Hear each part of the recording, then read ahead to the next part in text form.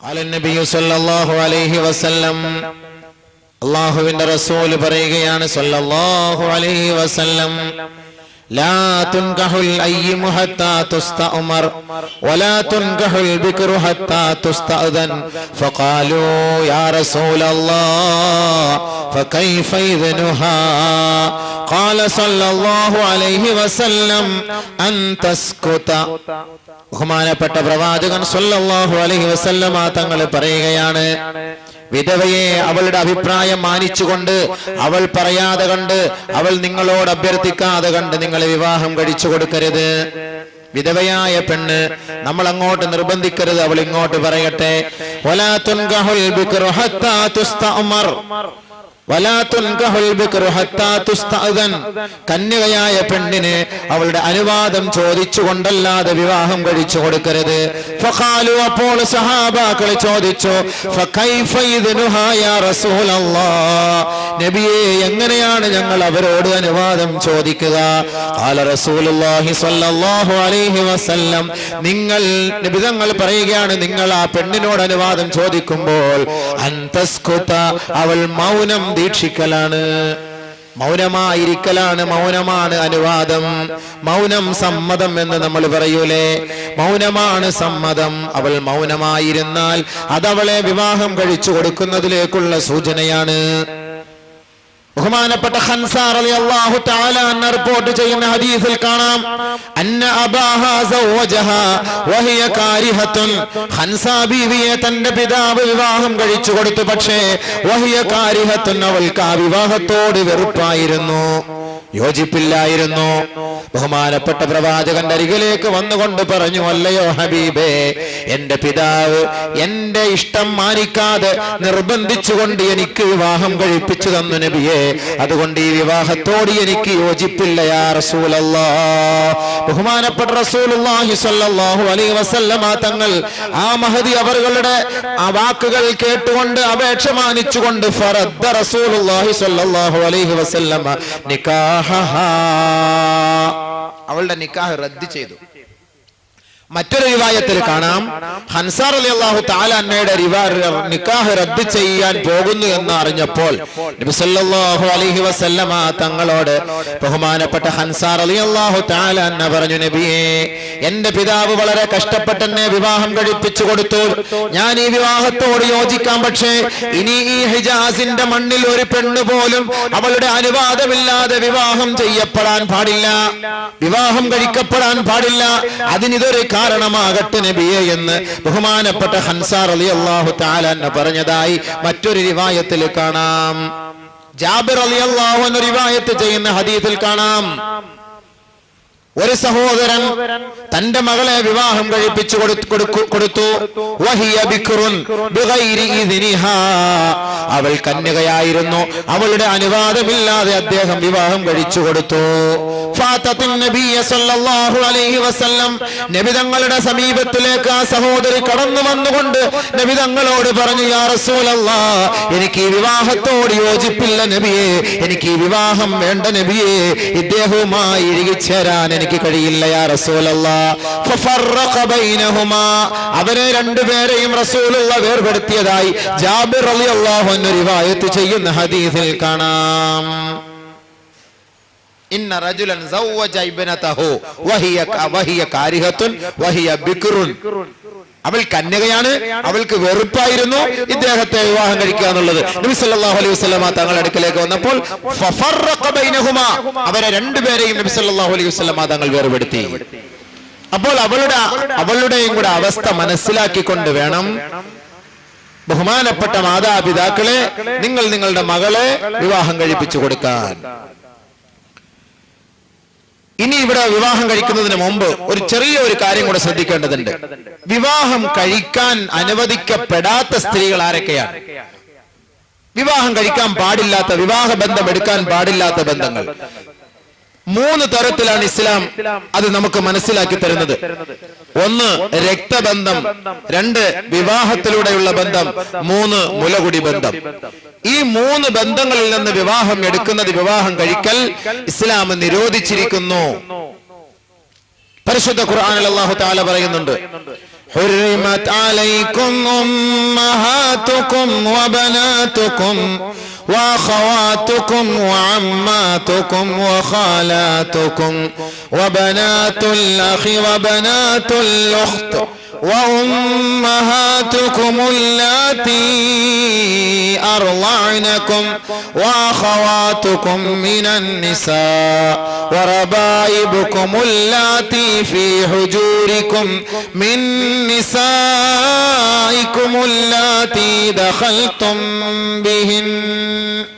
എന്ന് തുടങ്ങുന്ന ഭാഗത്ത് അല്ലാഹു സുബ്ഹാനഹു വ തആല ഏത് പെണ്ണിനെ നിങ്ങൾ വിവാഹം കഴിച്ചുകൂടാ എന്ന് പരിശുദ്ധ ഖുർആനിലൂടെ നമുക്ക് വ്യക്തമാക്കി തരുന്നുണ്ട്. ആ ഒരു ഭാഗം കൂടെ അല്പസ്വല്പം നമ്മൾ മനസ്സിലാക്കിയിരുന്നാൽ ബന്ധമെടുക്കുമ്പോൾ നമുക്കത് ശ്രദ്ധിക്കാൻ കഴിയും. പരിശുദ്ധ ഖുർആനിൽ ഇസ്ലാമിൽ നമുക്കത് വരച്ച് തന്ന് കാട്ടിത്തന്നിട്ടുണ്ട്. എങ്കിലും സുഹൃത്തുക്കളെ, സഹോദരന്മാരെ, ചില മൂഢന്മാർ, വിഡ്ഢികൾ ഈ ഒരു നിയമം പാലിക്കപ്പെടാറില്ല. പാലിക്കാതെ കണ്ട് ഇസ്ലാമിനെ കരിവാരിത്തേക്കുന്ന തരത്തിൽ അവരുടെ വൈവാഹിക ജീവിതത്തെ അവർ ആഘോഷമാക്കുന്നു. പരിശുദ്ധ ഖുർആനിൽ അല്ലാഹു വ്യക്തമാക്കുകയാണ്, ഹുർരിമത് അലൈക്കും ഉമ്മഹാതുക്കും, നിങ്ങളുടെ മാതാക്കൾ നിങ്ങൾക്ക് നിഷിദ്ധമാണ്, നിഷിദ്ധമാണ്. അതെല്ലാവർക്കും സുവിദിതമായ കാര്യമാണല്ലോ. ആരാണ് മാതാവിനെ വിവാഹം കഴിക്കുക? ശരിയായ കാര്യമാണ്. പക്ഷേ നാട്ടിൽ നടപ്പുവശമുണ്ട് ചില സ്ഥലങ്ങളിൽ. നമ്മുടെയൊക്കെ നാട്ടിൽ, നമ്മുടെ നാട്ടിൻ പ്രദേശങ്ങളിൽ ഇല്ല എങ്കിലും പാശ്ചാത്യ നാടുകളിൽ ഇതൊന്നും ഒരു വിഷയമേ അല്ല. പിന്നെ വെളിനാടിനെ അപേക്ഷിച്ചിടത്തോളം ഒന്നും പറയണ്ട. അവിടെയൊക്കെ പോയി പരിചയമുള്ളവർക്കറിയാം അവിടുത്തെയൊക്കെ അവസ്ഥകൾ. അതൊന്നും നമ്മളിപ്പോൾ പരസ്യമായി നമ്മുടെ പല്ലുകുത്തി നമ്മൾ മണപ്പിക്കേണ്ട കാര്യമില്ലല്ലോ. അല്ലെങ്കിൽ അല്ലാഹു സുബ്ഹാനഹു വ തആല അറേബ്യൻ സംസ്കാരത്തെ മനസ്സിലാക്കിക്കൊണ്ടിറക്കിയ ആയത്തുകളാണ്. ഹുർരിമത് അലൈക്കും ഉമ്മഹാതുക്കും, നിങ്ങളുടെ മാതാക്കൾ, വബനാതുക്കും, നിങ്ങളുടെ പുത്രിമാർ, വബനാതുക്കും, നിങ്ങളുടെ പുത്രിമാർ. അതൊക്കെ സ്വാഭാവികം. നിക്കാഹ് എന്ന പേര് നടക്കുന്നില്ല എങ്കിലും ഹനഫി മദ്ഹബ് അനുസരിച്ച് നിക്കാഹ് എന്ന് പറഞ്ഞാൽ ജിമാഹ് എന്നാണ് അർത്ഥം. ശാരീരികമായി ബന്ധപ്പെടുക എന്നർത്ഥം. ബഹുമാനമുള്ള സഹോദരങ്ങളെ, ഇന്ന് പിതാവെന്നോ മകളെന്നോ ഉണ്ടോ? ശ്രദ്ധിക്കാറുണ്ടോ? പിതാവും മകളും ഒരുമിച്ചൊരു മുറിയിൽ കിടക്കാൻ പാടില്ല എന്ന് പരിശുദ്ധ ഇസ്ലാം വ്യക്തമാക്കി. ആയിപ്പുഴ സംഭവം അതിനൊക്കെ ഒരു ഉദാഹരണമല്ലേ? എത്രയെത്ര സംഭവങ്ങൾ സാംസ്കാരിക ബോധമുള്ള കേരളത്തിൽ തന്നെ നടക്കുന്നുണ്ട്. നിങ്ങളുടെ മക്കളെ, പെൺമക്കളെ നിങ്ങൾ വിവാഹം കഴിക്കരുത്. അതുകൊണ്ട് നമ്മൾ വാപ്പായുടെ ഉത്തരവാദിത്തം 9 വയസ്സ് പ്രായപൂർത്തിയായ 9 വയസ്സ് പ്രായമായ പെണ്ണിനെ വാപ്പയും മകളും തമ്മിൽ ഒരുമിച്ച് ഒരു കട്ടിലിൽ, ഒരു ബെഡിൽ കിടക്കാൻ അനുവദിക്കുന്നില്ല ഇസ്ലാം. അതേപോലെ 9 വയസ്സായ ചെറുക്കന്, ആൺകുട്ടിയെ ഒരു മാതാവിനോടൊപ്പം കിടത്താൻ ഇസ്ലാം അനുവദിക്കുന്നില്ല. ആ ഭാഗം നമ്മൾ പ്രത്യേകമായി ശ്രദ്ധിക്കേണ്ടതാണ്. ഇസ്ലാം അതുപോലെ നമുക്ക് വരച്ച് കാണിച്ചു തരുന്നു. പരിശുദ്ധ ഖുർആനിൽ ഒരു ആയത്തുണ്ട്. ആ ആയത്തിൽ അല്ലാഹു തആല 3 സന്ദർഭങ്ങളിൽ പ്രായപൂർത്തി എത്താത്ത കുട്ടികളെ പോലും മാതാവിന്റെയും പിതാവിന്റെയും ബെഡ്റൂമിലേക്ക് അടുപ്പിക്കാൻ പാടില്ല എന്ന് പറയുന്ന താക്കീത് നൽകുന്നുണ്ട്. യാ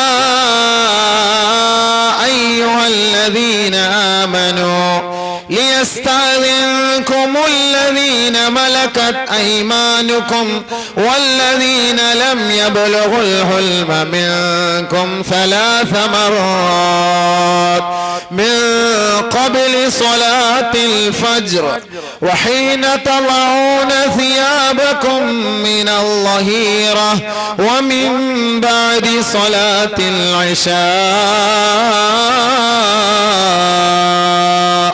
ثلاث عورات لكم യാ അയ്യുഹല്ലദീന ആമനൂ, സത്യവിശ്വാസികളെ, ലിയസ്തഅദിൻകുമുല്ലദീന മലക്കത് ഐമാനുക്കും, നിങ്ങളുടെ വലതുകരങ്ങൾ സ്വന്തമാക്കിയ നിങ്ങളുടെ അടിമ സ്ത്രീകളും, വല്ലദീന ലം യബ്ലുഗുൽ ഹുൽമ, നിങ്ങളിൽ പ്രായപൂർത്തിയെത്താത്ത നിങ്ങളുടെ കുഞ്ഞുമക്കളും നിങ്ങളുടെ മക്കളും, വല്ലദീന ലം യബ്ലുഗുൽ ഹുൽമ മിൻകും 3 മർറാത്ത്, നിങ്ങളിൽ നിന്ന് 3 സന്ദർഭങ്ങളിൽ നിങ്ങളുടെ മുറിയിലേക്ക് പ്രവേശിക്കാൻ അവർ അനുവാദം ചോദിച്ചു കൊള്ളട്ടെ.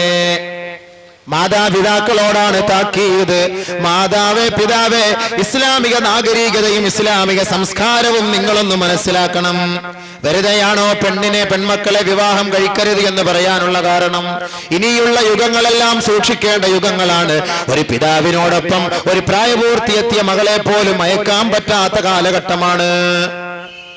പിതാവിനോടൊപ്പം ഒരു മകളെ ഒറ്റയ്ക്ക് മുറിയിൽ വീട്ടിൽ താമസിപ്പിക്കാൻ പറ്റാത്ത ഒരു കാലഘട്ടമാണ് നമ്മുടെ മുന്നിൽ സംജാതമായി കൊണ്ടിരിക്കുന്നതെങ്കിൽ പരിശുദ്ധ ഖുർആനിൽ അല്ലാഹു വ്യക്തമാക്കി തരികയാണ്, പ്രായപൂർത്തി എത്താത്ത നിങ്ങളുടെ മക്കളുണ്ടല്ലോ, ആ മക്കളെയും നിങ്ങളുടെ അടിമ സ്ത്രീകളെയും നിങ്ങളുടെ കൈകൾ സ്വന്തമാക്കിയിരിക്കുന്ന നിങ്ങളുടെ അടിമകളെയും നിങ്ങളുടെ മുറിയിലേക്ക് കടന്നു വരാൻ നിങ്ങൾ അനുവാദം ചോദിച്ചു കൊള്ളട്ടെ.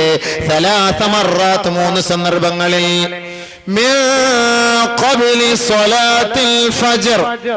സുബഹിക്ക് മുമ്പുള്ള സമയം നിന്റെ മുറിയിലേക്ക് നിന്റെ പിതാമൻ നിന്റെ മക്കൾ കടന്നു വരുമ്പോൾ നീ ശ്രദ്ധിക്കണം. മാതാവിന്റെയും പിതാവിന്റെയും ബോധം കെട്ടുകിടക്കുന്ന സമയമാണ്. ഔറത്ത് മാറിക്കിടക്കാൻ അതൊരു കാരണമായേക്കാം. മാതാപിതാക്കൾ ലക്കും ലഗാനുമില്ലാതെ കിടന്നുറങ്ങുമ്പോൾ അവരുടെ ചാരത്തങ്ങാനും മക്കളടുത്ത മുറിയിൽ നിന്ന് ഓടി വന്നാൽ മക്കൾക്ക് വല്ലാത്ത ശങ്കയായി പോകും. അതുകൊണ്ട് സുബഹിക്ക് മുമ്പുള്ള സമയം മാതാപിതാക്കളെ നിങ്ങൾ ശ്രദ്ധിക്കണേ.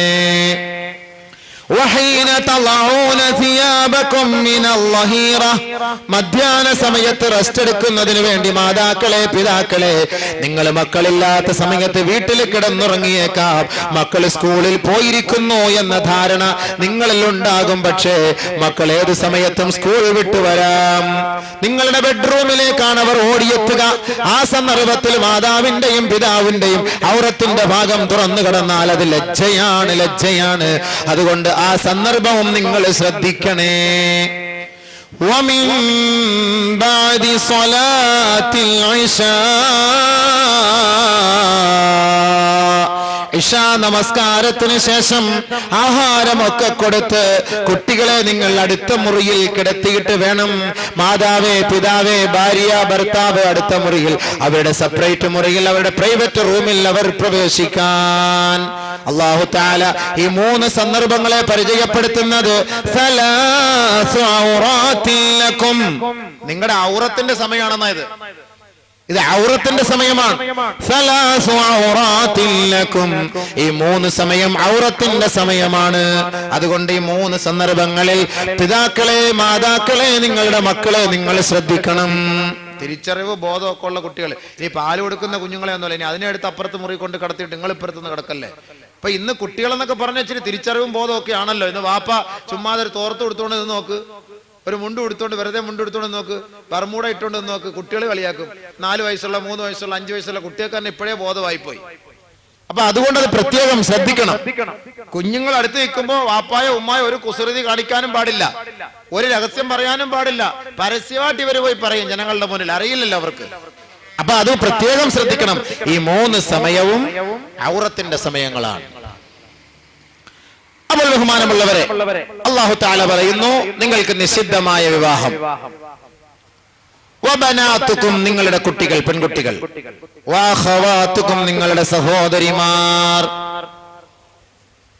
വഅമ്മാതുകും, നിങ്ങളുടെ പിതൃ സഹോദരിമാർ. വഖാലാതുകും, നിങ്ങളുടെ മാതൃ സഹോദരിമാർ. ഉമ്മഹാത്തുക്കും വബനാത്തുക്കും വഖവാത്തുക്കും വഅമ്മാത്തുക്കും വഖാലാത്തുക്കും വബനാത്തുൽ അഖി വബനാത്തുൽ ഉഖ്ത്. ബനാത്തുൽ അഖി വബനാത്തുൽ ഉഖ്തി, സഹോദരിമാരുടെ മക്കളും സഹോദരന്മാരുടെ മക്കളും. ഇത് രക്തബന്ധമാണ്. ഇത്രയും കാര്യം രക്തബന്ധത്തിൽപ്പെട്ടതാണ്. ഇവരെ നിങ്ങളെ വിവാഹം കഴിക്കൽ അനുവദനീയമല്ല. വിവാഹ ബന്ധത്തിൽ നിന്ന് ബന്ധമെടുക്കൽ അല്ലാഹു തആല പറയുന്നു, വലാ തൻകിഹൂ മാ നകഹ ആബാഉകും മിനൻ നിസാഇ ഇല്ലാ മാ ഖദ് സലഫ്. മുമ്പ് നടന്നുപോയതുപോലെ നിങ്ങളുടെ പിതാക്കൾ വിവാഹം കഴിച്ചവരെ നിങ്ങൾ വിവാഹം കഴിക്കരുത്. ഇന്നും GCCയിലൊക്കെ പോയി നോക്കിയാല് 80-90 വയസ്സുള്ളവർക്ക് വിവാഹം കഴിക്കുന്ന 18ന്റെ മോളെ പെണ്ണിനെ ആയിരിക്കും. അപ്പൊ അവര് മരിച്ചു പോയി കഴിഞ്ഞാൽ ഇദ്ദേഹത്തിന് വേറെ ഉമ്മയിലുള്ള ഭാര്യയിലുള്ള കുട്ടികൾ കാണും. അപ്പൊ ആ കുട്ടിയും ഈ പെണ്ണുമായിട്ട് നോക്കുമ്പോൾ ഒരു ഭാര്യ ഭർത്താവിന്റെ സ്ഥാനമേ കാണുള്ളൂ. പക്ഷെ അവളെ വിവാഹം കഴിക്കൽ ഹറാമാണ്, തന്റെ വാപ്പയുടെ ഭാര്യയാണ്. ولا تنكحوا ما نكح آباؤكم من النساء. നിങ്ങളുടെ വാപ്പാമാര് പിതാക്കന്മാര് വിവാഹം കഴിച്ച സ്ത്രീകളെ നിങ്ങൾ വിവാഹം കഴിക്കല്ലേ.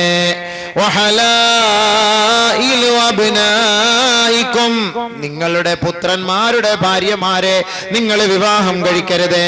വളർത്തു പുത്രന്മാരുടെ ഭാര്യമാരെ വിവാഹം കഴിക്കാം, അതല്ലാതെ നിങ്ങളുടെ സ്വന്തം പുത്രന്മാരുടെ ഭാര്യമാരെ നിങ്ങൾ വിവാഹം കഴിക്കരുത്. വഉമ്മഹാതു നിസായിക്കും,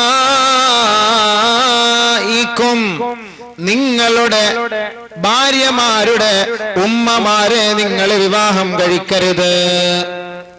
ഭാര്യമാരുടെ ഉമ്മയെ നിങ്ങൾ വിവാഹം കഴിക്കരുത്.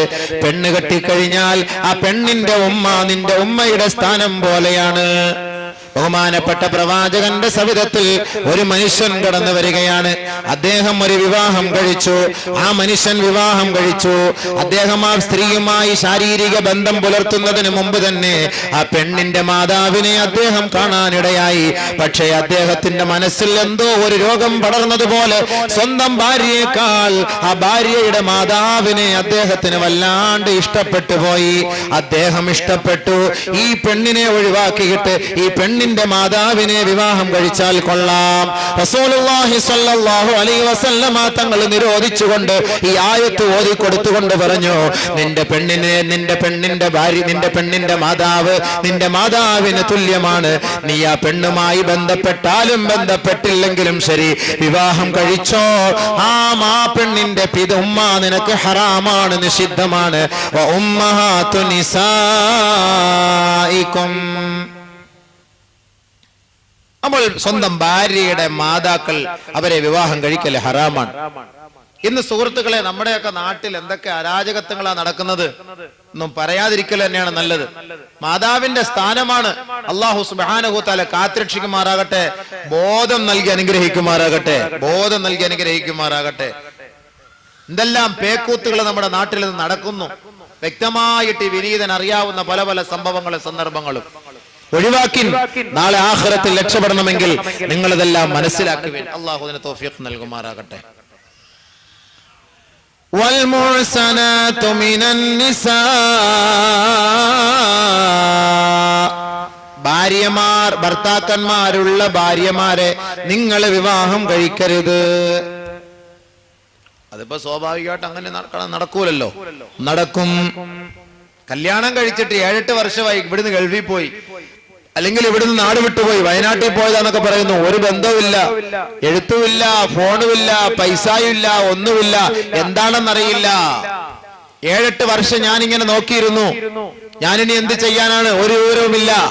ഒന്നുകിൽ നീ ഫസഖ് ചെയ്യണം, അല്ലെങ്കിൽ ഖുൽഉ ചെയ്യണം, ഇല്ലെങ്കിൽ അദ്ദേഹം നിന്നെ തലാഖ് ചൊല്ലണം. അദ്ദേഹം ഇങ്ങനെ മറഞ്ഞുപോയി. എന്താ ഒരു പിടുത്തവും കിട്ടുന്നില്ലെങ്കിൽ അതിന് ഇസ്ലാമിക വ്യവസ്ഥയിൽ നിനക്ക് അതിന് പരിഹാരം കാണാൻ കഴിയും. ഇസ്ലാമിക പണ്ഡിതന്മാരുമായി, കർമ്മശാസ്ത്ര പണ്ഡിതന്മാരുമായി, ഖാളിമാരുമായി ബന്ധപ്പെട്ടുകൊണ്ട് അതിന് പരിഹാരം കണ്ടിട്ട് മാത്രമേ മറ്റൊരു വിവാഹത്തിലേക്ക് നീ തയ്യാറെടുക്കാവൂ. അല്ല എങ്കിൽ നീ ഒരു ഭർത്താവിന്റെ ഭാര്യയാണ്, ഒരു ചെറുക്കന്റെ ഭാര്യയാണ്. ഒരു കാരണവശാലും നീ ഫസഖ് ചെയ്യാതെ, അവൻ നിന്നെ ഒഴിവാക്കാതെ മറ്റൊരു വിവാഹത്തിലേക്ക് നീ കടക്കരുത്. അത് പ്രത്യേകം ശ്രദ്ധിക്കണം സുഹൃത്തുക്കളെ, സഹോദരന്മാരെ. ഭർത്താക്കന്മാരൊക്കെ നാട് വിട്ടുപോയി വർഷങ്ങളായി, ഒരു വിവരവുമില്ല എന്ന് മനസ്സിലാക്കിയിട്ട്, അതൊരു വിവരമില്ലല്ലോ, അപ്പൊ ഫസഖം ചെയ്യാറില്ല, ഒന്നും ചെയ്യാറില്ല, നമ്മൾ അടുത്തൊരു വിവാഹത്തിന് വേണ്ടി തയ്യാറാകുന്നു. അത് പാടില്ല എന്ന് പരിശുദ്ധ ഖുർആൻ, ഇസ്ലാം നമ്മെ തെரியപ്പെടുത്തുകയാണ്. അള്ളാഹു മനസ്സിലാക്കാൻ തൗഫീഖ് നൽകി അനുഗ്രഹിക്കുമാറാകട്ടെ. നബി സല്ലല്ലാഹു അലൈഹി വസല്ലമ തങ്ങൾ പറയുകയാണ്, ലാ യുജ്മഉ ബൈനൽ മർഅതി വഅമ്മതിഹാ വബൈനൽ മർഅതി വഖാലതിഹാ. ഒരു പെണ്ണിനെയും ആ പെണ്ണിന്റെ മാതൃ സഹോദരിയെയും വിവാഹം കഴിക്കാൻ പാടില്ല. ഒരു പെണ്ണിനെയും അവളുടെ പിതൃ സഹോദരിയെയും വിവാഹം കഴിക്കാൻ പാടില്ല. രണ്ടും കൂടെ യോജിപ്പിച്ച്, രണ്ടും കൂടെ ഒരുമിച്ച് വിവാഹം കഴിക്കാൻ പാടില്ല. പെണ്ണിന്റെ മാമി, അതല്ലെങ്കിൽ പെണ്ണിന്റെ കൊച്ചുമ്മ, ഇങ്ങനെ രണ്ടുപേരെയും നിങ്ങൾ ഒരുമിച്ച് വിവാഹം കഴിക്കരുത്.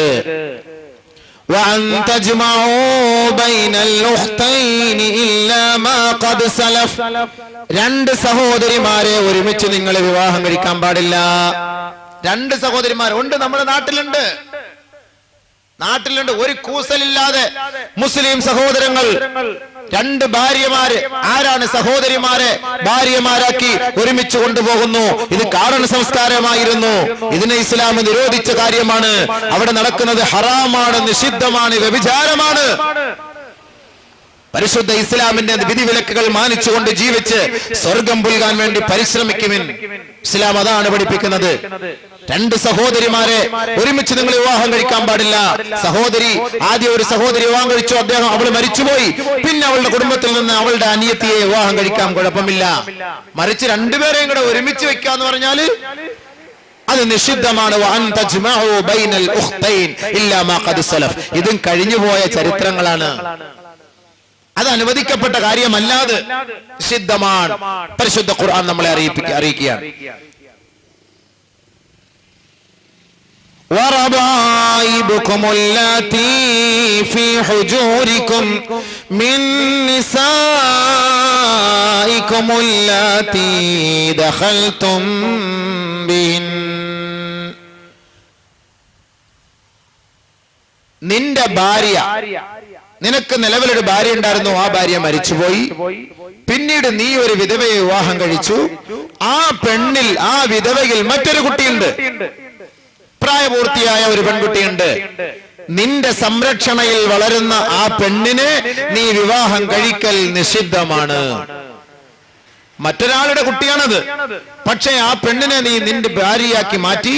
ആ പെണ്ണിലൂടെ നിനക്കൊരു കുട്ടി, നിന്റെ വളർത്തുപുത്രിയുടെ സ്ഥാനമാണത്.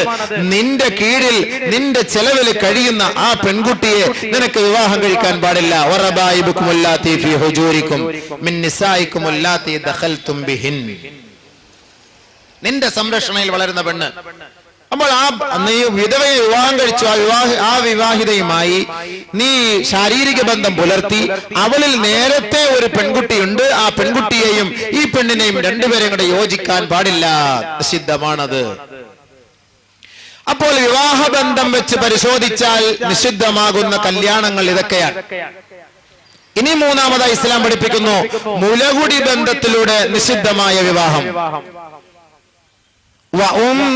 وَأُمَّهَاتُكُمُ اللَّاتِي أَرْضَعْنَكُمْ وَأَخَوَاتُكُمْ مِنَ الرَّضَاعَةِ.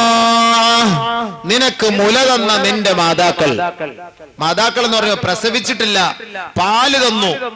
പ്രസവിച്ച ഉടനെ നിന്റെ ഉമ്മ മരണപ്പെട്ടു പോയി എന്നിരിക്കട്ടെ, നിനക്ക് 2 വയസ്സ് വരെ അയൽവക്കത്തുള്ള ഒരു പെണ്ണാണ് നിനക്ക് പാല് തന്നത്. നീ വളർന്ന് വലുതായി പെണ്ണൊക്കെ വെച്ചപ്പോൾ നിനക്ക് പാല് തന്ന തള്ള നിന്നെക്കാളും ചെറുപ്പക്കാരിയെ പോലെ നിനക്ക് തോന്നിയേക്കാം. പക്ഷെ ആ പെണ്ണിനെ നീ വിവാഹം കഴിക്കാൻ പാടില്ല. നിന്റെ ഉമ്മയുടെ സ്ഥാനമാണത്. ഒരു പെണ്ണിൽ നിന്ന് ഒരു സഹോദരനും ഒരു സഹോദരിയും ഒരുമിച്ച് പാല് കുടിച്ചു. ഒരു മാതാവിൽ നിന്ന് അയൽവക്കത്തുള്ള ഒരു സഹോദരൻ മരണപ്പെട്ടുപോയി. ആ സഹോദരന്റെ ആൺകുട്ടിയും തൊട്ടിപ്പുറത്ത് ഭാഗത്തുള്ള ഒരു വീട്ടിലെ സഹോദരൻ മരണപ്പെട്ടുപോയി. ആ സഹോദരന്റെ പെൺകുട്ടിയും ഇവരുടെ രണ്ടുപേരുടെയും നടുവിൽ താമസിക്കുന്ന വീട്ടിലെ ഒരു മാതാവിന്റെ പാല് കുടിച്ച് വളർന്ന സഹോദരനും സഹോദരിയുമാണ്. വാപ്പ വേറെ ഉമ്മ വേറെ, രണ്ടുപേരുടെയും വാപ്പ വേറെ ഉമ്മ വേറെ. പക്ഷെ രണ്ടുപേരും വന്ന് പാല് കുടിച്ചത് ഒരു സ്ഥലത്താണ്. ഈ രണ്ടുപേരും സഹോദരിമാരും സഹോദരന്മാരുമാണ്.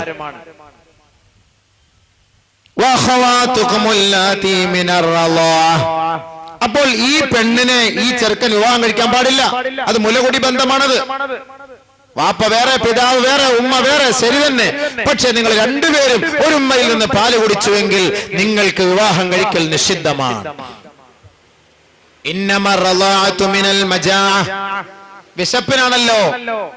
വിശപ്പിനാണല്ലോ പാല് കുടിക്കുക. ശാഫിഈ മദ്ഹബ് അനുസരിച്ച് 2 വയസ്സ് വരെയാണ് ഇതിന്റെ കാലാവധി. 2 വയസ്സിന് ശേഷം പിന്നെ പാല് കുടിച്ചത് പരിഗണിക്കപ്പെടുകയില്ല. ഹനഫി മദ്ഹബ് അനുസരിച്ച് 2.5 വയസ്സ് വരെയാണ് ഇതിന് പരിധി. ഈ 2.5 വയസ്സ് കഴിഞ്ഞ് പാല് കുടിച്ചാൽ പിന്നീട് നമ്മൾ പരിഗണിക്കപ്പെടുകയില്ല. അപ്പോൾ നബി സല്ലല്ലാഹു അലൈഹി വസല്ലം തങ്ങൾ പറഞ്ഞു, ഈ പാല് കുടിക്കുക എന്നുള്ളത് വിശപ്പ് മാറ്റാനാണ്. 2 വയസ്സ് കഴിഞ്ഞാൽ പിന്നീട് കുട്ടി മറ്റു പലഹാരങ്ങളൊക്കെ തിന്നാൻ കഴിയും, അങ്ങനെ അത് വളർന്നു വരും. അതുകൊണ്ട് 2 വയസ്സിന് ശേഷം ഏതെങ്കിലും ഒരു മാതാവിന്റെ പാല് കുടിച്ചാൽ അത് നിഷിദ്ധമാവുകയില്ല എന്ന് ഇവിടെ ഫുഖഹാക്കളായ പണ്ഡിതന്മാർ പഠിപ്പിക്കുന്നു. പിന്നീട് അല്ലാഹു സുബ്ഹാനഹു വ തആല പറയുന്നു, ولا تنكحوا المشركات حتى يؤمن. കോളേജ് ക്യാമ്പസിൽ നിന്ന് അടിച്ചുകൊണ്ട് പോകുന്ന ചെറുപ്പക്കാരാ, ഹൈന്ദവ സ്ത്രീയെയോ ക്രൈസ്തവ പെണ്ണിനെയോ നീ സ്നേഹിച്ചുകൊണ്ട് രജിസ്റ്റർ ഓഫീസിൽ പോയി വിവാഹം കഴിക്കാൻ ഉദ്ദേശിച്ചാൽ തീർച്ചയായും അവൾ വിശ്വാസിനിയാകുന്നത് വരെ നീ അവളെ വിവാഹം കഴിക്കരുത്. ولا تنكحوا المشركات حتى يؤمن. അവൾ മുസ്ലിമാകുന്നത് വരെ, വിശ്വാസിനിയാകുന്നത് വരെ നീ അവളെ വിവാഹം കഴിക്കാൻ പാടില്ല. ഈ നിരോധമൊക്കെ നമ്മുടെ കിടക്കുക. ഇതൊക്കെ ആരെങ്കിലും പാലിക്കപ്പെടാറുണ്ടോ? ഒരു പെണ്ണിനെ നമ്മൾ കൊണ്ടുപോവുക, കല്യാണം കഴിക്കുക, രജിസ്റ്റർ ഓഫീസിൽ കൊണ്ടുപോയി വിവാഹം കഴിക്കുക, അവളെ മുസ്ലിം ആക്കണമെന്നോ ഇസ്ലാമിന്റെ നിയമം പഠിപ്പിക്കണമെന്നോ ഇതൊന്നുമില്ല. കൊണ്ടുപോയി വ്യഭിചാരം കഴിഞ്ഞ് 1 മാസം ഗർഭിണിയായതിനു ശേഷമാണ് പിന്നീട് നാട്ടുകാരൊക്കെ അറിഞ്ഞ് പള്ളിയിൽ കൊണ്ടുവന്ന ഉസ്താദുമായുള്ള ബന്ധം, ഉസ്താദെ ബന്ധപ്പെടുത്തി, ഖാദിയെ ബന്ധപ്പെടുത്തി, പിന്നീട് ഷഹാദത്ത് കലിമ ചൊല്ലി മുസ്ലിമായി. ഈ കുട്ടി, ആ കുഞ്ഞിന്റെ വയറ്റിൽ വളർന്നു വരുന്ന കുട്ടി ഏത് കുട്ടിയായിരിക്കും? ജാരസന്താനം അല്ലേ അത്? പിന്നീട് കൊണ്ടുവന്ന് ഇസ്ലാം മതം സ്വീകരിപ്പിച്ചിരുന്ന കാര്യം, ആ കുട്ടി ജാരസന്താനമല്ലേ? അതുകൊണ്ട് നിങ്ങൾ മനസ്സിലാക്കണം, ഏതെങ്കിലും ഒരു മുസ്ലിം സഹോദരൻ മുസ്ലിം സഹോദരിയെ വിവാഹം കഴിക്കാൻ ആഗ്രഹിച്ചാൽ അവളെ വിശ്വാസത്തിലേക്ക് ആദ്യം നീ നയിക്കണം. അതല്ലാതെ കണ്ട് നീ അവളെ വിവാഹം കഴിക്കരുത്. അതേപോലെ തിരിച്ചും ഒരു മുസ്ലിം സ്ത്രീ ഒരു ഹൈന്ദവ സഹോദരനെ സ്നേഹിച്ചു, ഒരു മുസ്ലിം സ്ത്രീ ഹൈന്ദവ ക്രൈസ്തവ സഹോദരനെ സ്നേഹിച്ചു, നീ അങ്ങോട്ട് സ്വമേധയാ പോയി നിക്കാഹ് ചെയ്ത് അവനെ നിന്റെ കാന്തനാക്കാൻ പാടില്ല, അവനെ നിന്റെ ഭർത്താവാക്കാൻ പാടില്ല. അവൻ മുസ്ലിമാകണം, എന്നാലേ നിന്നെ നിക്കാഹ് സാധുവാവുകയുള്ളൂ. ഇല്ല എങ്കിൽ നിങ്ങൾ നടത്തുന്നത് വ്യഭിചാരമാണ്, അതിന് വലിയ ശിക്ഷയാണ് നാളെ അല്ലാഹുവിന്റെ കോടതിയിൽ. അതുകൊണ്ട് മുസ്ലിം സഹോദരിമാരെ, നിങ്ങളൊരു അമുസ്ലിം സഹോദരനെ ഇഷ്ടപ്പെട്ടാൽ ആ മുസ്ലിം സഹോദരനെ നിങ്ങൾ മുസ്ലിമാക്കിയിട്ട് മാത്രമേ വിവാഹ ബന്ധത്തിൽ ഏർപ്പെടുത്താവൂ. അല്ലാഹു സുബ്ഹാനഹു വ തആല കാര്യം മനസ്സിലാക്കാൻ തൗഫീഖ് നൽകുമാറാകട്ടെ. ഇപ്പോൾ ഇത് ഇത്രയും വിവാഹ ബന്ധം ഹറാമായ വിഷയങ്ങളാണ് ഈ പറഞ്ഞു വന്നത്. ഇതല്ലാത്തതൊക്കെ, ഇതിനു ശേഷമുള്ളതെല്ലാം നിങ്ങൾക്ക് അനുവദിക്കപ്പെട്ട കാര്യമാണ്. ഇനിയൊക്കെ ചിലപ്പോൾ ഒരു പക്ഷേ അങ്ങ് 1-2 വിട്ടുപോയേക്കാം. അതൊക്കെ ഉലമാക്കളുമായി ചോദിച്ചു പഠിച്ചുകൊള്ളേൻ, മനസ്സിലാക്കിക്കൊള്ളുവിൻ. ഈ ഒരു സദസ്സിൽ അത്യാവശ്യമായ ചില കാര്യങ്ങൾ മാത്രം ഒന്ന് ഓർമ്മപ്പെടുത്താൻ പറഞ്ഞു എന്ന് മാത്രം. അല്ലാഹു സുബ്ഹാനഹു വ തആല കാര്യങ്ങളുടെ ഗൗരവം മനസ്സിലാക്കി അമൽ ചെയ്യാൻ തൗഫീഖ് നൽകി അനുഗ്രഹിക്കുമാറാകട്ടെ. ഇവിടെ മറ്റൊരു കാര്യം ശ്രദ്ധിക്കണം. മൂത്താപ്പ, കൊച്ചാപ്പ, മൂത്തുമ്മ, കൊച്ചുമ്മ ഇവരുടെ പെൺമക്കളെ നിക്കാഹ് കഴിക്കാൻ പാടില്ല എന്ന് അല്ലാഹു പറഞ്ഞിട്ടില്ല. അപ്പോൾ അതിന്റെ അർത്ഥം അവരെ വിവാഹം കഴിക്കൽ അനുവദനീയമാണ് ഇസ്ലാമിക വ്യവസ്ഥ പ്രകാരം. പക്ഷെ നമ്മുടെ നാട്ടിൽ നടപ്പില്ല. തമിഴ്നാട്ടിലും യുപിയിലും ഗൾഫ് രാജ്യങ്ങളിലും ഇസ്ലാമിക രാജ്യങ്ങളിലും എല്ലാം ഇന്നത് സുലഭമായി നടക്കുന്നുണ്ട്. കൊച്ചാപ്പയും മൂത്താപ്പയുടെ മക്കൾ തമ്മിലുള്ള വിവാഹം, കൊച്ചുമ്മയും മൂത്തുമ്മയും തമ്മിലുള്ള വിവാഹം. ഇന്ന് നമ്മളൊക്കെ അത് പെങ്ങളായിട്ടാണ് കണക്കാക്കുന്നത്. ഇല്ല, കൊച്ചുമ്മയുടെ മകളെ മൂത്താപ്പയുടെ മകൻ കാണൽ ഹറാം, മൂത്താപ്പയുടെ മകളെ കൊച്ചാപ്പയുടെ മകൻ കാണൽ ഹറാം, നിഷിദ്ധമാണത്. നമ്മൾ ഏതവസ്ഥയിലാ പെങ്ങളായിട്ട് കണക്കാക്കുക? അത് ഈ പറഞ്ഞ ആയത്തുകളിലോ ഉലമാക്കളുടെ വിവരണത്തിലോ പ്രവാചകന്റെ ഹദീസിലോ ഒന്നും നമുക്കത് കാണാൻ കഴിയില്ല. അപ്പോൾ അതുകൊണ്ട് നമ്മുടെ നാട്ടു നടപ്പില്ല, ഇസ്ലാമിന്റെ നിയമം അനുസരിച്ച് ജായിസാണ് എന്നർത്ഥം. ശരി, അപ്പോൾ നമ്മൾ കല്യാണം കഴിക്കാൻ പോവുകയാണ്. ബഹുമാനമുള്ള സഹോദരങ്ങളെ, നിക്കാഹിന്റെ വേദിയിലേക്ക് പെണ്ണിന്റെ വാപ്പ വന്നിരിക്കുമ്പോൾ പെണ്ണിന്റെ വാപ്പയുടെ കൈക്ക് പിടിച്ചിട്ട് ചെറുക്കൻ കുറെ ഉത്തരവാദിത്തങ്ങൾ ഏറ്റെടുക്കുകയാണ്. എന്താണ് ഈ ഉത്തരവാദിത്തങ്ങൾ എന്ന് മനസ്സിലാക്കിയിരുന്നാൽ വൈവാഹിക ജീവിതത്തിൽ ഒരു പൊട്ടിത്തെറിയും ഉണ്ടാവുകയില്ല. വൈവാഹിക ജീവിതത്തിലേക്ക് കടന്ന ദമ്പതികളെ, ഭാര്യമാരെ നിങ്ങൾ പ്രഹരിക്കുമായിരുന്നില്ല, അവളെ നിങ്ങൾ തെറി പറയുമായിരുന്നില്ല. സ്ത്രീധനത്തിന്റെയോ ശാരീരികമായ പീഡനങ്ങളോ കൊണ്ട് അവളെ നിന്റെ ജീവിതത്തിലേക്ക് നീ ആനയിക്കുമായിരുന്നില്ല. ആദ്യമായി നിക്കാഹിന്റെ സദസ്സിൽ വെച്ച് പെണ്ണിന്റെ ബാപ്പയുടെ കൈക്ക് പിടിച്ച് ഉസ്താദന്മാരുടെ നേതൃത്വത്തിൽ, ഖാളിമാരുടെ നേതൃത്വത്തിൽ നിനക്ക് ചൊല്ലിത്തരുന്ന ചില വചനങ്ങളുണ്ടല്ലോ, ആ വചനങ്ങൾ ആരുമായിട്ടുള്ള കരാറാണെന്ന് നീ മനസ്സിലാക്കണം സഹോദരാ. അല്ലാഹു സുബ്ഹാനഹു വ തആല നമ്മോട് കരാറെടുക്കുകയാണ്. വഅഖദ്ന മിൻകും മീസാഖൻ ഗലീളാ. സ്ത്രീകൾ നിങ്ങളിൽ നിന്ന് സുശക്തമായ കരാറാണ് വാങ്ങുന്നത്, സുശക്തമായ കരാറാണ് വാങ്ങുന്നത്. കളിയല്ല, തമാശയല്ല, വിനോദമല്ല, രസമല്ല. ഇതൊരാനന്ദമല്ല, ഇതൊരു സമയം പോക്കലല്ല. ഇത് അല്ലാഹുവുമായുള്ള സുശക്തമായ കരാറാണ്. ഉസൗവിജുക, തന്റെ പെണ്ണിന്റെ പിതാവ് നിന്റെ മുഖത്ത് നോക്കി കൈക്ക് പിടിച്ച് പറഞ്ഞു തരുന്നു. ഉസൗവിജുക അലാ മാ അമറല്ലാഹു തആലാ ബി. ഏതൊരു കാര്യം കൊണ്ടാണോ അല്ലാഹു കൽപ്പിച്ചത്, ആ കൽപ്പനയെ സാക്ഷ്യപ്പെടുത്തി മുൻനിർത്തിക്കൊണ്ട് ഞാൻ നിനക്കെന്റെ പെണ്ണിനെ വിവാഹം കഴിച്ചു തരികയാണ്. എന്താണ് അല്ലാഹു തആല പറഞ്ഞ കൽപ്പന? അല്ലാഹുവിന്റെ കൽപ്പന എന്താണ്? പടച്ചവന്റെ വിധിവിലക്കുകൾ എന്താണ്? അവൻ ജനങ്ങളോട് പറഞ്ഞത്, വിവാഹം കഴിക്കുന്ന പുരുഷന്മാരെ, വിവാഹം കഴിക്കുന്ന ദമ്പതികളെ, സഹോദരന്മാരെ, യുവാക്കളെ, നിങ്ങളോട് പടച്ചവൻ പറയുന്നത് എന്താണ്? മിൻ ഇംസാകിൻ ബിമഅറൂഫിൻ ഔ തസ്രീഹിൻ ബിഇഹ്സാൻ. രണ്ട് കാര്യമാണ് അല്ലാഹു നിന്നോട് വെക്കുന്നത്, നിന്റെ മുന്നിൽ വെക്കുന്നത്. നല്ല രണ്ട് കാര്യമാണ്. പെണ്ണിന്റെ ബാപ്പയുടെ കൈക്ക് പിടിച്ചിട്ട് ചെറുക്ക, കൂസലില്ലാതെ ഉസ്താദ് പറഞ്ഞു തരുന്നത് നീ അങ്ങനെ ഏറ്റുപറയണ്ട. അതിന്റെ അർത്ഥം കൂടി മനസ്സിലാക്കാതെ നീ പറഞ്ഞു പോയാൽ നീ ഈ കരാറ് ചെയ്യുന്നത് അല്ലാഹുവുമായിട്ടാണ്, ജമാഅത്ത് കമ്മിറ്റിക്കാരുമായിട്ടല്ല, ഉസ്താദുമായിട്ടല്ല. പെണ്ണിന്റെ പിതാവിന്റെ കൈക്ക് പിടിച്ച് നീ ചെയ്യുന്ന ആ കരാർ ജഗന്നിയന്താവായ തമ്പുരാനുമായുള്ള കരാറാണ്. ആ കരാർ നീ പാലിക്കപ്പെട്ടില്ല എങ്കിൽ ദുനിയാവിൽ മാത്രമല്ല പ്രത്യുത പരലോകത്തും നീ വഷളായി പോകും, നീ നിന്ദനായി പോകും, പരിഹസിക്കപ്പെടും, നീ വളരെ മോശക്കാരനായി നരകത്തിന്റെ അഗ്നികുണ്ഡാരത്തിലേക്ക് നീ വലിച്ചെറിയപ്പെടും. അതുകൊണ്ട് എന്താണ് പറഞ്ഞു തരുന്നത്? അള്ളാഹുവിന്റെ കൽപ്പനയെ മാനിച്ചുകൊണ്ട് എന്റെ പെണ്ണിനെ ഞാൻ നിനക്ക് വിവാഹം ചെയ്തു തരുന്നു.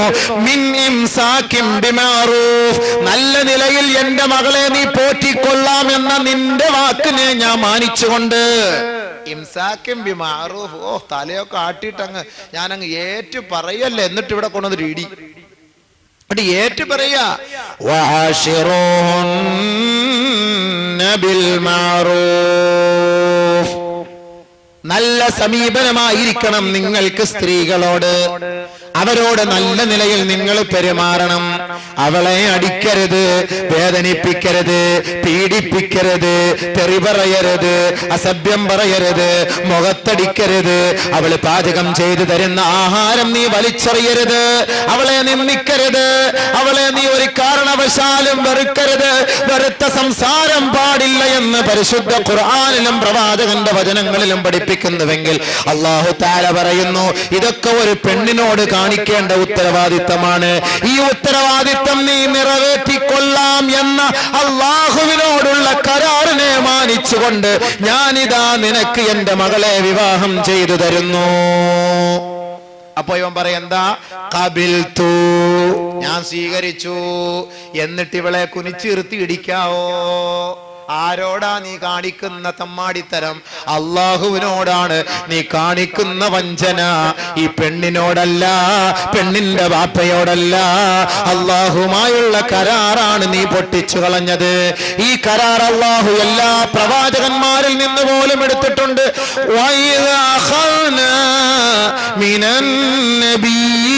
ميثاقهم ومنك ومن نوح وإبراهيم وموسى وعيسى بن مريم وأخذنا منهم ميثاقا غليظا. നബിതങ്ങൾക്ക് മുമ്പുള്ള പ്രവാചകന്മാരിൽ നിന്നെല്ലാം ഞാൻ കരാറ് വാങ്ങിയിട്ടുണ്ട്. എന്റെ ഈ ദീൻ എന്റെ ഈ സത്യസന്ദേശം ലോകത്തിന്റെ മുന്നിൽ, ജനങ്ങളുടെ മുന്നിൽ അതിന്റെ യഥാവിധി പ്രകാരം ഞാൻ മാനിച്ചുകൊണ്ട്, അള്ളാഹുവിനെ ഭയപ്പെട്ടുകൊണ്ട്, ജനങ്ങൾക്കിടയിലേക്ക് ഇറങ്ങിച്ചെന്നുകൊണ്ട് ഈ പ്രബോധനം ഞാൻ നടത്തിക്കൊണ്ട് ജനങ്ങളെയെല്ലാം അള്ളാഹുവിലേക്ക് അടുപ്പിക്കാം എന്ന ആ ഒരു വാഗ്ദാനമുണ്ടല്ലോ, അത് സ്വീകരിക്കാമെന്ന പ്രതിജ്ഞ എല്ലാ പ്രവാചകന്മാരിൽ നിന്നും ഞാൻ എടുത്തിട്ടുണ്ട്. വഅഖദ്നാ മിൻഹും മീസാഖൻ ഗലീളാ.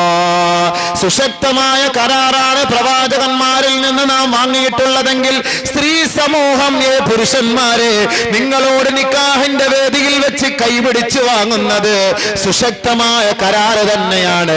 അതേ അല്ലാഹു തആല പ്രവാചകന്മാരോട് പറഞ്ഞ അതേ വാക്ക് മീസാഖൻ ഗലീളാ.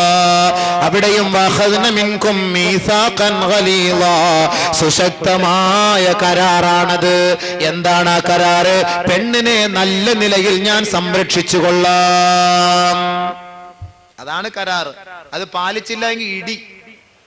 പാലിക്കാത്തവന്റെ ശിക്ഷ എന്താ? അല്ലദീന യൻഖുദൂന അഹ്ദല്ലാഹ് മിൻ ബഅദി മീസാഖിഹി വയഖ്തഊന മാ അമറല്ലാഹു ബിഹി അൻ യൂസല വയുഫ്സിദൂന ഫിൽ അർള് ഉലൈക ഹുമുൽ ഖാസിറൂൻ. അള്ളാഹുവിന്റെ കൽപ്പന പ്രകാരം ജീവിതം നയിച്ചു കൊള്ളാമെന്നും അകന്നുപോയ കുടുംബങ്ങളെ അടുപ്പിച്ചു കൊള്ളാമെന്നും സഹവർത്തിത്വവും സാഹോദര്യവും നിലനിർത്തിക്കൊള്ളാമെന്നും എല്ലാവിധ ഹറാമുകളിൽ നിന്നും അനാചാരങ്ങളിൽ നിന്നും എല്ലാ ജനങ്ങളെയും ഒഴിവാക്കിക്കൊണ്ട് അള്ളാഹുവിന്റെ വിധിവിലക്കുകളെ പൂർണ്ണമായി മാനിച്ചു കൊള്ളാമെന്നും വിശിഷ്യ നിക്കാഹിന്റെ സദസ്സിൽ ഒരു പെണ്ണിന്റെ വാപ്പയുടെ കൈക്ക് പിടിച്ച് നീ ഏറ്റെടുക്കുന്ന ആ ഒരു പ്രതിജ്ഞ പരിപൂർണമായി അള്ളാഹുവിന്റെ തൃപ്തിക്കനുസരിച്ച് നിറവേറ്റിക്കൊള്ളാമെന്നും ഞാനെടുത്ത ഈ കരാറിനെ ഉടച്ചു കളഞ്ഞാൽ, പാലിക്കപ്പെടാതെ വന്നു പോയാൽ ഉലൈക ഹുമുൽ ഖാസിറൂൻ. അവൻ ദുനിയാവിലും ആഖിറത്തിലും തീരാ നഷ്ടവാളിയാണ്, വഞ്ചകനാണ്, നയവഞ്ചകനാണ് അവന് നരകമാണ് ശിക്ഷ. അവൻ നിന്ദ്യനായിരിക്കും. ജനകോടികളുടെ മുന്നിൽ ഈ പാവപ്പെട്ട പെണ്ണിനെ പീഡിപ്പിച്ചതിന്റെ പേരിൽ, സ്ത്രീധന പീഡനത്തിന്റെ പേരിലും ശാരീരിക പീഡനത്തിന്റെ പേരിലും ഈ പെണ്ണിനെ പീഡിപ്പിച്ച മുസ്ലിം സഹോദര, ജനങ്ങളുടെ മുന്നിൽ പടച്ച തമ്പുരാൻ നിന്നെ നിന്ദിക്കുമെന്ന് പരിശുദ്ധ ഖുർആനിന്റെ ആയത്തുകളിലൂടെ അല്ലാഹു നമ്മളെ തെര്യപ്പെടുത്തുകയാണ്. അതുകൊണ്ട് നല്ല നിലയിൽ പെണ്ണുമായി ഞാൻ ബന്ധപ്പെട്ടുകൊള്ളാം, ജീവിച്ചു കൊള്ളാം, അവളെ സംരക്ഷിച്ചു കൊള്ളാം എന്ന കരാറാണ് നിക്കാഹിന്റെ സദസ്സിൽ നീ വാങ്ങുന്നത്. തൊട്ട് അടുത്ത പിന്നാലെ രണ്ടാമത് അല്ലാഹു പറയുന്നു ഔ തസ്രീഇൻ ബിഇഹ്സാൻ. ചില പെണ്ണുങ്ങളൊക്കെ അനുസരണശീലമില്ലാത്തവരായിരിക്കും. കല്യാണം കഴിച്ചു, നല്ല സ്വഭാവമായിരുന്നു, അവളുടെ സ്വഭാവ മഹിമ കണ്ടുകൊണ്ട് ഞാൻ വിവാഹം കഴിച്ചതാണ്. പക്ഷേ കല്യാണം കഴിഞ്ഞ് നാളുകൾ കുറേയായി, 1, 2, 3 മക്കളൊക്കെ ആയതിനു ശേഷം ഇവൾ എന്നെ അനുസരിക്കാത്ത ഒരു സാഹചര്യം ഉണ്ടായി എങ്കിൽ എന്ത് ചെയ്യണം? പരിശുദ്ധ ഇസ്ലാം പഠിപ്പിക്കുന്നു, അവളുമായി നിനക്ക് യോജിച്ചു പോകാൻ പറ്റാത്ത ഒരു സാഹചര്യമാണ്, അവൾ നിന്നെ അനുസരിക്കാത്തവളാണ് എങ്കിൽ പരിശുദ്ധ ഇസ്ലാം 1, 2, 3 കാര്യം അവനെ ഒന്ന് ഓർമ്മപ്പെടുത്തുന്നു. ആ ഒരു പരീക്ഷണം കൂടി നീ അവളോട് നടത്തണം.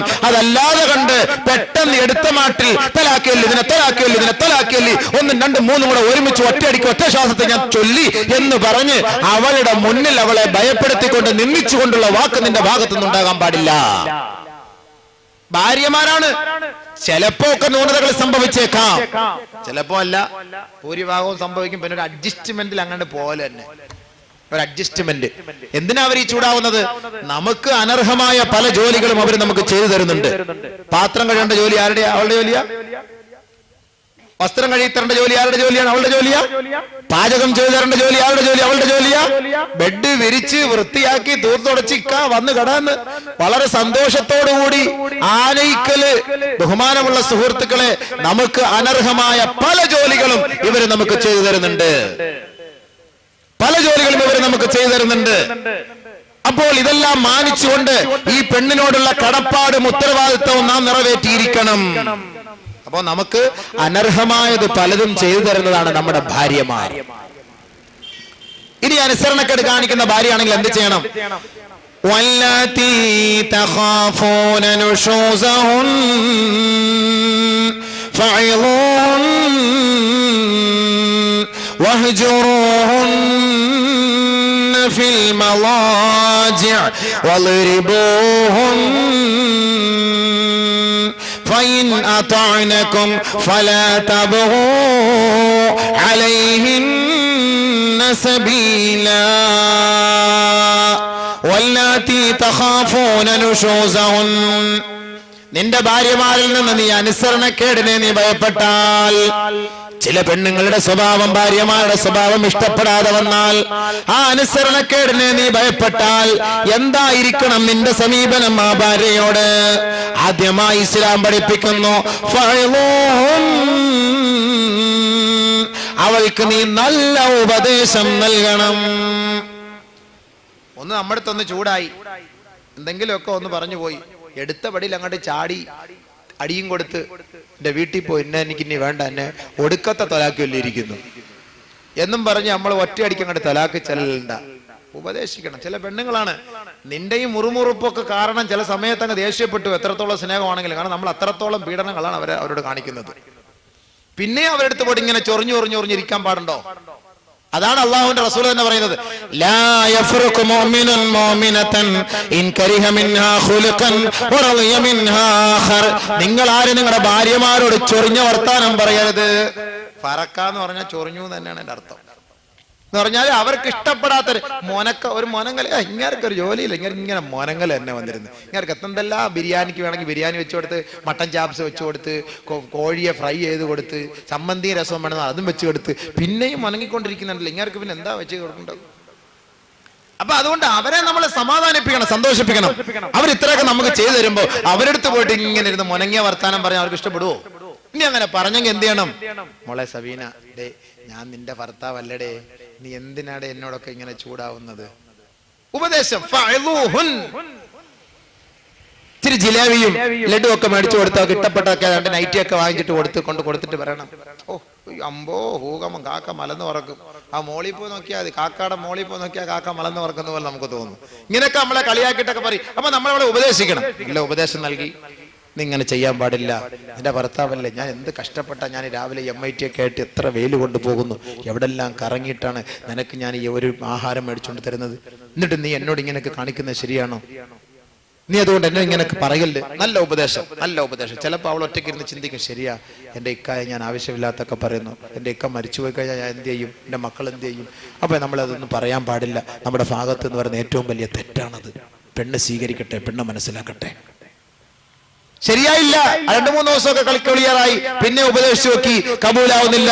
പിന്നെയും കുഴല് സുന്ദരിപ്പിനകത്ത് വെച്ചാല് എങ്ങനെയാണോ അതുപോലെ തന്നെ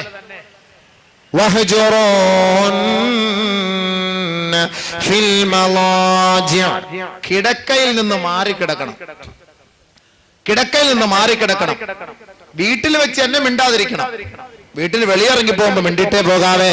ചിലപ്പോ മിണ്ടാതെ ഇറങ്ങിപ്പോകുന്ന വഴിയിലെങ്ങാനും വണ്ടി ഇടിച്ച് മരിച്ചു പോയാൽ അല്ലാഹ് കാക്കട്ടെ, ഭാര്യയുമായി ഭർത്താവുമായി ബന്ധമില്ലാതെ, മിണ്ടാട്ടമില്ലാതെ, ഉരിയാട്ടമില്ലാതെ മരണപ്പെട്ടു പോയാൽ അവർ നരകത്തിലാണ്. ഒരു ഭർത്താവ് മരിക്കുമ്പോൾ ഭാര്യ ആ ഭർത്താവിനെ കൊണ്ട് പൊരുത്തപ്പെട്ടിട്ടില്ല എങ്കിൽ അവൻ നരകത്തിലാണ്. ഒരു ഭാര്യ മരിക്കുമ്പോൾ ആ ഭാര്യയ്ക്ക് ഭർത്താവുമായി ഒരു പൊരുത്തക്കേടുണ്ടായി എങ്കിൽ അവൾ നരകത്തിലാണ്, അവൻ നരകത്തിലാണ്. അതുകൊണ്ട് രണ്ടുപേരും നരകത്തിന്റെ അവകാശികളാകാൻ പാടില്ല. വീട്ടിൽ വെച്ച് തന്നെ നിങ്ങൾ മിണ്ടാതിരുന്നോ. വീട്ടിൽ നിന്ന് പുറത്തേക്ക് പോകുമ്പോ സലാം ചൊല്ലി പുറത്തേക്ക് പോയിക്കോ. കൂടുതലൊന്നും സംസാരിക്കാൻ പറ്റൂല, കാരണം ഇവളുടെ പീഡനം അത്രത്തോളായിരുന്നു. അടിയുടെ ഊക്ക് ഭയങ്കരമായിപ്പോയി. ഒരൊറ്റ ഒരെണ്ണം വെച്ചിങ്ങി തന്ന്, പക്ഷെ അടി ഭയങ്കരമായിപ്പോയി. അപ്പൊ അതുകൊണ്ട് മിണ്ടാൻ തോന്നില്ല. എങ്കിലും ഇറങ്ങി പോകുമ്പോ അസ്സലാമു അലൈക്കും സലാം പറഞ്ഞിട്ട് പോയാലേ അൽഹംദുലില്ലാഹ്, മിണ്ടിയത് പോലൊക്കെ തന്നെ. നീ എങ്ങാനും പോയിട്ട് മരിച്ചു പോയാലോ? അപ്പൊ രണ്ടുകൂടെ തൃപ്തിയില്ലാത്ത അവസ്ഥയിൽ നീ മരണപ്പെട്ടു പോയി. അപ്പൊ അതുകൊണ്ട് അത് ഉണ്ടാകാൻ പാടില്ല. അതുകൊണ്ട് ബഹുമാനമുള്ള സഹോദരങ്ങളെ, രണ്ടാമതായി വലാ തഹ്ജുറു ഇല്ലാ ഫിൽ ബൈത്ത്, വീട്ടിൽ വെച്ചിട്ടല്ലാതെ അവളുമായി വിട പറഞ്ഞ് മാറി നിൽക്കാൻ പാടില്ല, വിട്ടുപിരിയാൻ പാടില്ല. ഇങ്ങനെ രണ്ടാമത്തെ കാര്യം നീ ഒന്ന് ചെയ്ത് നോക്ക്. ഒരുമിച്ച് കിടക്കരുത്, ബെഡ്റൂമിൽ നിന്ന് മാറിക്കിടക്കണം അടുത്ത മുറിയിൽ. അല്പമെങ്കിലും നിന്നോട് സ്നേഹമുള്ള പെണ്ണാണ് എങ്കിൽ തീർച്ച ഇവൾ നിന്നെ തിരക്കി നീ കിടക്കുന്ന ഭാഗത്തേക്ക് വരും. 10-15 ദിവസം കിടന്നിട്ടും അവക്ക് സുഖം, ഇങ്ങോട്ടെങ്ങും തിരിഞ്ഞു നോക്കുന്നുമില്ല, നമ്മുടെ മുറിയിൽ അവള് കൊട്ടുന്നുമില്ല, അവള് ആള് ഇല്ലെത്തിയാന്ന് തോന്നല്ലോ എന്ന് മനസ്സിലാക്കിയ ഒരു പൊട്ടാസ് കൊടുക്കാം എന്ന് പറഞ്ഞാൽ മൂന്നാമത്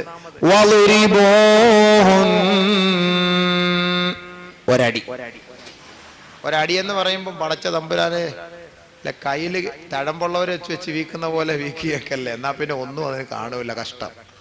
അത് കൊള്ളാനുള്ള കപ്പാസിറ്റി ഒന്നും ഇല്ല. പിന്നെ ഇവത്തിങ്ങടെ ഈ വായിന്ന് വരുന്നത് കേൾക്കുമ്പോൾ എന്ത് ചെയ്യാനാ എന്ന് 32 നേതാക്കന്മാരെ ഒറ്റ അടിക്കകത്താക്കിക്കളെ. ആ നിലയ്ക്കുള്ള അടിയാണ്.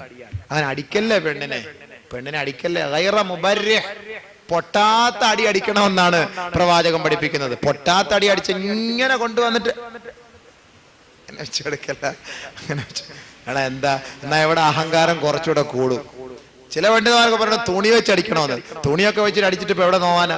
ഞാൻ പറഞ്ഞ തുണി നനച്ചിട്ട് ഒരെണ്ണം കൊടുക്കണം, അപ്പൊ ഉഷാറായിരിക്കും. ഇനി നനച്ചിട്ട് കൊടുക്കണമെന്ന് വല്ലതും പറഞ്ഞത് നനവെന്നുള്ളത് മറന്നുപോയോ വിട്ടുപോയോ എന്നറിയില്ല. തുണി വെച്ചിട്ട് അങ്ങോട്ട് അടിച്ചാൽ എന്താ, പൊടി പോലും ഇന്ന് തുണി വെച്ച് അടിച്ചാൽ പോകില്ല. അപ്പൊ അതൊരു താക്കീത്. ചില പെണ്ണുങ്ങൾക്ക് 2 പൊട്ടീര് കൊടുക്കാതെ നന്നാവുകയില്ല. അത് ഉമറുൽ ഫാറൂഖ് റളിയല്ലാഹുവിന്റെ കാലഘട്ടത്തിൽ എങ്ങനെയാണ്? ഉമറുൽ ഫാറൂഖ് റളിയല്ലാഹു തആലാന്റെ കാലഘട്ടത്തിൽ പോലും ഉമറിന്റെ ഭാര്യ പോലും ഉമറിനോട് കയർത്ത് സംസാരിക്കുമായിരുന്നു. കയർത്ത് സംസാരിക്കുന്ന ഉമർ ഖത്താബ് റളിയല്ലാഹു അൻഹു സഹിക്ക വയ്യാത്തൊരു കാര്യമാണ്. ഒരു ദിവസം ഇങ്ങനെ നീ ആരോടാടി കയർത്ത് സംസാരിക്കുന്ന അറിയോ? ബഹുമാനപ്പെട്ട ഉമർ ഫാറൂഖ് റളിയല്ലാഹു അൻഹു ചോദിച്ചപ്പോൾ ഉമറിന്റെ ഭാര്യ പറഞ്ഞു, ഞാനിപ്പോ ഇങ്ങടുത്ത് കയർത്ത് സംസാരിക്കുന്ന വലിയ കാര്യം, പ്രവാചകന്റെ പത്നിമാര് പോലും കയർത്ത് സംസാരിക്കുന്നു. പിന്നെ അത് കേട്ടപ്പോൾ ഉമർ ഫാറൂഖ് റളിയല്ലാഹു അൻഹു വല്ലാത്ത ഒപ്രാളായി പോയി. പ്രവാചക പത്നി ബഹുമാനപ്പെട്ട ഉമർ ഫാറൂഖിന്റെ മകളും കൊണ്ട് ഹഫ്സ റളിയല്ലാഹു തആല അൻഹ നേരെ ഹഫ്സ റളിയല്ലാഹു തആല അടുക്കലേക്ക് പോയി. ഹഫ്സ, നീ പ്രവാചകനോട് കയർത്ത് സംസാരിക്കുമോ? ചിലപ്പോ ഞങ്ങൾ എന്തേലൊക്കെ ദേഷ്യം വരുമ്പോ എന്തേലൊക്കെ ഒന്ന് പറഞ്ഞു പോകും, പക്ഷെ വൈകിട്ടങ്ങ് സോൾവ് ആവും ഞങ്ങളങ്ങ്. ഇനി മേലിലെങ്ങാനും പ്രവാചകന്റെ മുഖത്ത് നോക്കി വല്ലത് നീ സംസാരിച്ചാൽ പിന്നെ ഉമറിന്റെ തനിനിറ നീ കാണും.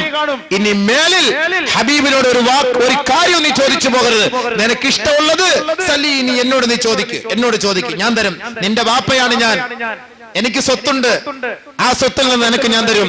നീ ഇനി മേലിൽ ഹബീബിന്റെ അടുക്കലേക്ക് പോയി ചൂടാവുകയോ ചോദിക്കുകയോ ചെയ്യരുത്. കണ്ട, ഇതാണ് വാപ്പമാരുടെ ഉത്തരവാദിത്തം.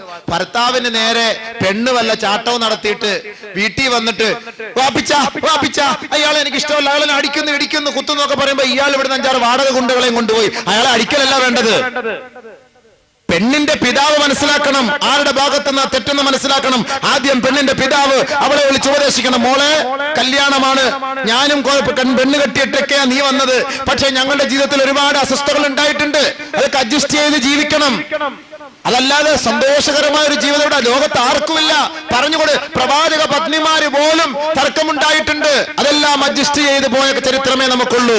അതുകൊണ്ട് നീ കുറച്ച് അഡ്ജസ്റ്റ് ചെയ്യണം, നല്ല ഉപദേശം നൽകി കൊടുക്കണം പിതാവ്. അതല്ലാതെ മകള് വന്ന് നെഞ്ചത്തടിച്ചോണ്ട് 2 കരച്ചിൽ പറയുമ്പോഴത്തേക്ക് വാപ്പ ഇതും കേട്ടിട്ട് കുറെ വാടക ഗുണ്ടകളെയും കൊണ്ടുപോയി ആ ഭർത്താവിനെ അടിക്കലല്ല സംസ്കാരം. പെണ്ണിനെ ഉപദേശിക്കണം. ഫാത്തിമ റളിയല്ലാഹു അൻഹ അലി റളിയല്ലാഹു അൻഹുവിന്റെ കുറ്റവുമായിട്ട് പോയില്ല റസൂലുള്ളാഹി സ്വല്ലല്ലാഹു അലൈഹി വസല്ലം തങ്ങളോട്. അലി റളിയല്ലാഹു അൻഹുവിന്റെ കുറ്റവുമായി റസൂലുള്ളാഹി സ്വല്ലല്ലാഹു അലൈഹി വസല്ലം ഞാൻ പറയും, രാഷ്കു വന്നക, ഞാൻ എന്റെ വാപ്പാടുത്ത് നിങ്ങളെ കുറിച്ച് പറയും, നിങ്ങൾ എന്നോട് അത്രയ്ക്കും പീഡനങ്ങളാണല്ലോ കാണിച്ചു. ഒന്നുമില്ല, എന്തോ ഇത്തിരി കയർത്തൊന്ന് സംസാരിച്ചു. ചില സ്നേഹമുള്ള പെണ്ണുങ്ങൾക്ക് ഭർത്താക്കന്മാർ എന്തെങ്കിലും ഒന്ന് കയർത്ത് സംസാരിക്കുമ്പോ പിന്നെ കരച്ചിലാണ് എന്ന് പറഞ്ഞാൽ ഭർത്താവ് മരിച്ച മയ്യത്ത് നോക്കിയിട്ട് എങ്ങനെ കിടന്ന് കരയോ അതേപോലെ കരച്ചിലാണ്. ബഹുമാനപ്പെട്ട ഫാത്തിമ റളിയല്ലാഹു തആല അൻഹ നബി സല്ലല്ലാഹു അലൈഹി വസല്ലം തങ്ങളുടെ അടുക്കലേക്ക് പോയി. അലി റളിയല്ലാഹു അൻഹു പതുക്കെ പിറകെ പോയി, എന്താ പറയുന്നതെന്ന് ഞാനും ഒന്ന് നോക്കട്ടെ. പതുക്കെ പോയി ഒളിച്ചു നിന്നിട്ട് നബിയെ ഒപ്പിച്ച എന്നോട് ദേഷ്യപ്പെട്ടൊക്കെ സംസാരിക്കുന്നു, ഒപ്പിച്ച വല്ലാത്ത ചില സമയത്തൊക്കെ മുഖം കറുപ്പിച്ചിട്ടൊക്കെ സംസാരിക്കുന്നു, വാപ്പിച്ച എനിക്കൊരു വല്ലാത്ത പേടി പോലെ എന്നൊക്കെ ഇങ്ങനെ ബഹുമാനപ്പെട്ട ഫാത്തിമ റളിയല്ലാഹു തആല അൻഹ നബിതങ്ങളോട് അലി റളിയല്ലാഹു അൻഹുവിനെ കുറിച്ച് കുറ്റം പറഞ്ഞപ്പോ ബഹുമാനപ്പെട്ട പ്രവാചകൻ മഹദിയായ ഫാത്തിമ റളിയല്ലാഹു അൻഹയെ തലോടിക്കൊണ്ട് അല്ലാഹുവിന്റെ റസൂലിന്റെ ഹളറത്തിലേക്ക് ഇരുത്തുകയാണ്. എന്നിട്ട് പറഞ്ഞു വസ്മഈ, മോളെ നീ കേൾക്കണം, അത് നിന്റെ ഭർത്താവാണ്. ആ ഭർത്താവിനോട് നിനക്ക് ഒരുപാട് കടപ്പാടുണ്ട് മോളെ. ഒരു ഭർത്താവിന് നീ എത്രത്തോളം കടപ്പാടെന്ന് വെച്ചാൽ, ആർക്കെങ്കിലും സുജൂദ് ചെയ്യാൻ അല്ലാഹു അല്ലാതെ ഒരു മഖ്ലൂക്കിന്റെ മുന്നിൽ സുജൂദ് ചെയ്യാൻ ഒരു അനുവാദമുണ്ടായിരുന്നുവെങ്കിൽ എല്ലാ സഹോദരിമാരോടും അവരുടെ ഭർത്താക്കന്മാർക്ക് സുജൂദ് ചെയ്യാൻ ഞാൻ കൽപ്പിക്കുമായിരുന്നു. അത്രത്തോളം ഉത്തരവാദിത്തമാണ് ഭർത്താക്കന്മാരോട് എല്ലാ ഭാര്യമാർക്കുമുള്ളത്. അതുകൊണ്ട് നിന്റെ ഭർത്താവിന്റെ ഭാഗത്തു നിന്ന് വല്ല ന്യൂനതകളും വന്നു പോയാൽ അതെല്ലാം ക്ഷമിക്കണം മോളെ ഫാത്തിമ, സഹിക്കണം മോളെ ഫാത്തിമ. ഭർത്താവിന്റെ മുഖത്ത് നോക്കി കയർത്ത് സംസാരിക്കല്ലേ ഫാത്തിമ. നല്ല ഉപദേശങ്ങൾ കുറെയൊക്കെ നൽകിയതിനു ശേഷം ബഹുമാനപ്പെട്ട ഫാത്തിമ റളിയല്ലാഹു തആല പറഞ്ഞു, ഇല്ല വാപ്പ, ഇനി മേലിൽ നീ എന്ത് ചെയ്താലും ഞാൻ ഒന്നും പറയില്ല, ഞാൻ മിണ്ടൂല, ഞാൻ ബുദ്ധിമുട്ടിക്കൂല, ദുആ ചെയ്യണം എന്ന് പറഞ്ഞിട്ട് പോയി. അലി റളിയല്ലാഹു അൻഹു പിറകെ വന്നു, ഫാത്തിമയുടെ അടുക്കലായിട്ട് വന്നിട്ട് പറഞ്ഞു, ഫാത്തിമ വാ ഇവിടെ, ഇനി മേലിൽ ഞാൻ നിന്നെ ഒന്നും പറയില്ല കേട്ടോ. ഞാൻ ഇത്ര പ്രതീക്ഷിച്ചില്ല. നീ നമ്മളൊക്കെ ഒരു ചെറിയ തമാശക്ക് അങ്ങോട്ടും ഇങ്ങോട്ടൊക്കെ പറയുന്നു പറഞ്ഞിട്ട് നീ അങ്ങനെ ഓടിപ്പോട്ടി പരാതിന്റെ വീട്ടിൽ കൂടി പറയേണ്ട കാര്യമുണ്ടോ? നീ മേലിൽ ഞാൻ ഒന്നും പറയില്ല. പാവം അറിവില്ലായിരുന്നു, അങ്ങനെ പറഞ്ഞുപോയി പക്വതക്കുറവ് കൊണ്ട്. അലി റളിയല്ലാഹു അൻഹു മാപ്പ് പോലെ ഫാത്തിമ ബിയുടെ കൈക്ക് പിടിച്ചിട്ട് പറഞ്ഞു, ഇനി ഞാൻ ഒന്നും നിന്നെ പറയുകയില്ല, നിന്നോട് ഞാൻ ദേഷ്യപ്പെടുകയില്ല. ഫാത്തിമ റളിയല്ലാഹു തആല പറഞ്ഞു, ഇല്ല, എനിക്ക് അബദ്ധം പറ്റിപ്പോയി, എനിക്ക് തെറ്റ് പറ്റിപ്പോയി, ഇനി മേലിൽ എന്റെ ഭാഗത്ത് നിന്ന് ഇങ്ങനെ ഒരു വീഴ്ച ഉണ്ടാവുകയില്ല എന്നും മഹദിയായ ഫാത്തിമ റളിയല്ലാഹു തആല അൻഹ. ചില പെണ്ണുങ്ങൾ അടിച്ചാലും തൊട്ടാലൊക്കെ ഭയങ്കര പേടിയാ. ബഹുമാനപ്പെട്ട ഉമർ അൽ ഫാറൂഖ് റളിയല്ലാഹു തആല അൻഹു ഇങ്ങനെ സ്ത്രീകളെ കയർത്ത് സംസാരിക്കുന്നത് കണ്ടുകൊണ്ട് ഇലാ ഹദറത്ത് റസൂലില്ലാഹ്, അല്ലാഹുവിന്റെ റസൂലിന്റെ ഹദറത്തിലേക്ക് വന്നിട്ട് പറയുകയാണ്, യാ റസൂലല്ലാഹ് വഇർനൻ നിസാഉ അലാ അസ്വാജിഹിൻ, നബിയേ തങ്ങളുടെ ഭർത്താക്കന്മാരുടെ മേൽ തങ്ങളുടെ ഭാര്യമാർ കയർത്ത് സംസാരിക്കുന്നു നബിയേ, അതുകൊണ്ട് ഞങ്ങൾക്ക് അവരെ അടിക്കാൻ അനുവാദം നൽകണം യാ റസൂലല്ലാഹ്. ഫറഖസ റസൂലുള്ളാഹി സ്വല്ലല്ലാഹു അലൈഹി വസല്ലം ബിളർബിഹിന്ന, സ്ത്രീകളെ അടിക്കാൻ അല്ലാഹു റസൂൽ അനുവാദം നൽകി. പക്ഷേ അടിയങ്ങ് കൂടിപ്പോയി, ഗതിയില്ലാത്തടിയായി പോയി. ഒരു ദിവസം റസൂലുള്ളാഹി സ്വല്ലല്ലാഹു അലൈഹി വസല്ലം തങ്ങൾ മദീനയുടെ വീട്ടിൽ നിന്ന് പുറത്തേക്ക് പോയ സമയം പാതിരാ സമയത്ത് തിരിച്ചു വരുമ്പോൾ ലഖദ് താഫ ബി ആലി ബൈത്ത് റസൂലില്ലാഹി സ്വല്ലല്ലാഹു അലൈഹി വസല്ലം നിസാഉൻ കസീറുൻ യഷ്കൂന അസ്വാജഹുൻ. ബഹുമാനപ്പെട്ട ആയിഷ ബീവി മാത്രമാണ് വീട്ടിലുള്ളത്. റസൂലുള്ളാഹി സ്വല്ലല്ലാഹു അലൈഹി വസല്ലം തങ്ങൾ പുറത്തേക്ക് പോയി. മടങ്ങി വന്നപ്പോൾ റസൂലുള്ളാഹിന്റെ വീടിന്റെ ഉമ്മറപ്പടി മുഴുവനും സ്ത്രീകളാൽ വലയം ചെയ്യപ്പെട്ടിരിക്കുകയാണ്. ബഹുമാനപ്പെട്ട പ്രവാചകൻ ആയിഷ ബീവിയോട് ചോദിച്ചു, എന്തേ ആയിഷ ഈ സ്ത്രീകളെല്ലാം ഈ പാതിരാത്രി എന്റെ വീടിനെ വലയം ചെയ്തിരിക്കുന്നത്? ബഹുമാനപ്പെട്ട ആയിഷ റളിയല്ലാഹു അൻഹ പറയുകയാണ്, യാ റസൂലല്ലാഹ്, ഇവരുടെ ഭർത്താക്കന്മാർ ഇവരെ അടിക്കുന്നു എന്ന പരാതി പറഞ്ഞുകൊണ്ട് ഈ പാതിരാ സമയത്ത് അങ്ങയുടെ വീടിനെ വലയം ചെയ്തിരിക്കുന്നത്. അല്ലാഹുവിന്റെ റസൂൽ പറയുകയാണ്, പരസ്യമായി പ്രഖ്യാപിച്ചു, ഏ ഹിജാസിന്റെ ഉടമകളെ, ഹിജാസിന്റെ മക്കളെ, ലോകത്തെ മുസ്ലിം സഹോദര,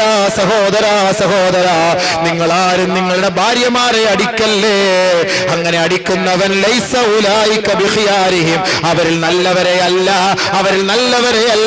അവർ നികൃഷ്ടരാണ്, നെറികെട്ടവരാണ്. അതുകൊണ്ട് നിങ്ങളുടെ ഭാര്യമാരെ നിങ്ങളാരും അടിക്കല്ലേ എന്ന് ആരംഭപ്പൂവായ മുത്ത് മുഹമ്മദ് മുസ്തഫ സല്ലല്ലാഹു അലൈഹി വസല്ലം അല്ലാഹുവിന്റെ റസൂൽ പറഞ്ഞു കൊടുത്തു, നിങ്ങൾ ആരും അടിക്കല്ല കേട്ടോ, നിങ്ങൾ ആരും അടിക്കല്ലേ. നബി തങ്ങൾ പറയാണ്, ഒരു രാത്രി 70ഓളം പെണ്ണുങ്ങളാണ് പരാതിയായിട്ട് വീട്ടിൽ വന്നത്. പാതിരാത്രി ഭർത്താക്കന്മാർ അടിക്കുന്നു എന്ന് പറഞ്ഞിട്ട് പരാതിയുമായി 70ഓളം പെണ്ണുങ്ങൾ, സ്ത്രീകൾ. ആലോചിച്ച് നോക്കി, എന്തായിരിക്കും അടിയപ്പോ?